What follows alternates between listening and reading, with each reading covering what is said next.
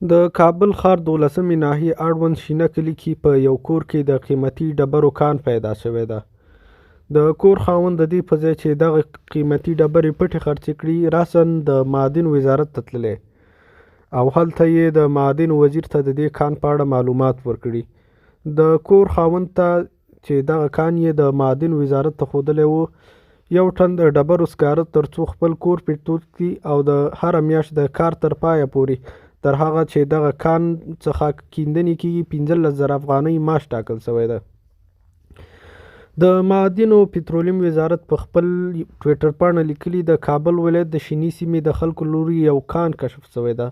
د کانونو پترولیم وزارت ته د رالېږل شوي راپورونو له مخې د کابل ښار د 12مې ناحیې اړوند د شینه کلي د خاکي خواجه الیاس تپې کان کیندنه او استخراج د ځایي خلکو له لوري پیل شوی و، چې د دې موضوع د لا روښانتیا لپاره هغه ځای یو شمېر مخور او سپینګیري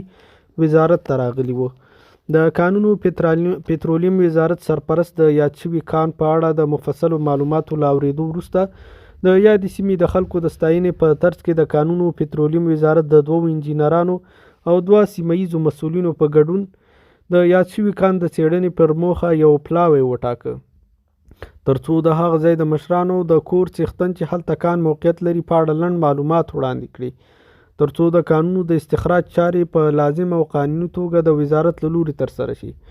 همدارنګه چې یاد شخص له اقتصادي ستونزو سره مخ دی، د کانونو پترولیم وزارت سرپرست لارښوونه وکړه چې یو ټن د ډبرو سکارو د کار تر پای ته رسیدو پورې هر میاشت ورته 15,000 افغانۍ په وړیا توګه ورکړی شي. تر اوسه په دې اړه واضح نه دی ویل شوي چې دغه کان د څه شي ده، خو داسې ویل کېږي چې دغه کان د قیمتي ډبرو کان ده.